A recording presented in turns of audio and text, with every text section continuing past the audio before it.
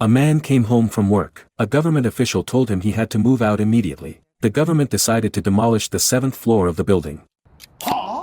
Criminal incidents had happened on the 7th floor, so the government decided to remove all 7th floors to reduce crime. The government promised to cover moving costs and new apartment expenses. But when it came time to sign the papers, Mariki hesitated, feeling he needed more time to think. The next day, Mariki discovered that Namigawa, the co-worker he secretly admired, also lived on the 7th floor. This gave him the chance to talk to her. Namigawa invited him to a rally, which turned out to be a protest for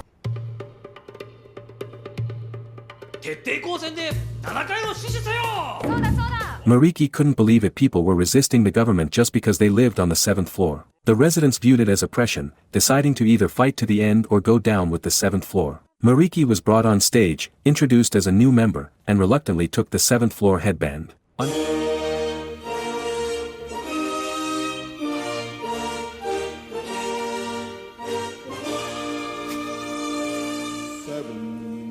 Under everyone's expectant gazes, Mariki felt more committed. The protest continued, and his relationship with Namigawa grew closer. Soon, he couldn't avoid the struggle over the 7th floor. The protest group started changing door numbers to 7th floor to confuse people's memory. Although it felt like a farce, Mariki and Namigawa were now comrades. But the protests escalated, and rumors began circulating that the residents were causing trouble for higher relocation payments. Mariki started to hesitate, withdrawing his support for Namigawa. Their relationship cooled. Mariki became the last resident on the 7th floor, but he thought blaming crime on the floor was absurd. The officials were firm: if he didn't move out, the promised luxury apartment would be a dangerous building. In the end, he decided to move. That day, Namigawa came to see him. Despite the slim chances, she still wanted to remain a 7th floor holdout. Mariki couldn't understand why she was so attached to it. Namigawa explained she had lived there her whole life, and couldn't abandon it. They parted ways. Mariki felt disappointed. The 7th floor and Namigawa disappeared, but the fight didn't end. Under the guise of reducing crime, the 2nd,